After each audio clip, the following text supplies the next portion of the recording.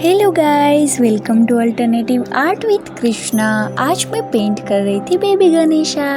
तो चलिए स्टार्ट करते हैं। सबसे पहले तो आउटलाइन कर ली है और इसमें मैंने यूज़ किए वाटर कलर। तो चलिए देखिए किस तरह मैं कर रही हूँ।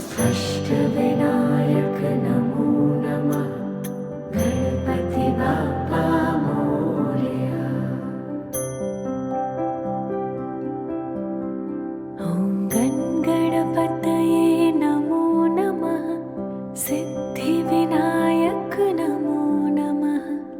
अष्टविनायक नमो नमः। गणपति बाप्पा मोरया। ॐ गणपतये नमो नमः। सिद्धिविनायक नमो नमः। अष्टविनायक नमो नमः। गणपति बाप्पा मोरया। ॐ गणपतये नमो नमः।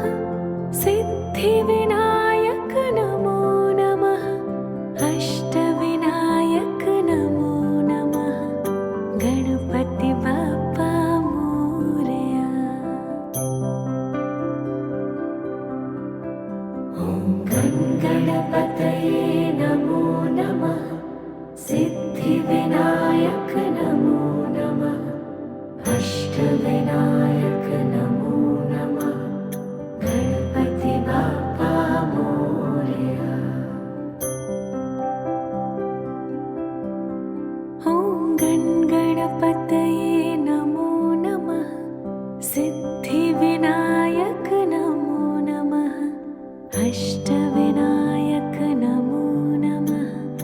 गणपति बाप्पा मोरया। ॐ गणपतये नमो नमः। सिद्धिविनायक नमो नमः। अष्टविनायक नमो नमः। गणपति बाप्पा मोरया। ॐ गणपतये नमो नमः। सिद्धिविनायक नमो नमः। अष्टविनायक नमो नमः। गणपति बाप्पा मोरया। ॐ गणपतये नमो नमः। सिद्धिविनायक नमो नमः। अष्टविनायक नमो नमः। गणपति बाप्पा मोरया। ॐ गणपतये नमो नमः। सिद्धिविनायक नमो नमः। अष्टविनायक नमो। वीडियो अच्छा लग रहा हो तो like, comment, share and subscribe my YouTube channel. Thank you for watching. Bye bye guys, जल्दी मिलेंगे नेक्स्ट ट्यूटोरियल के साथ।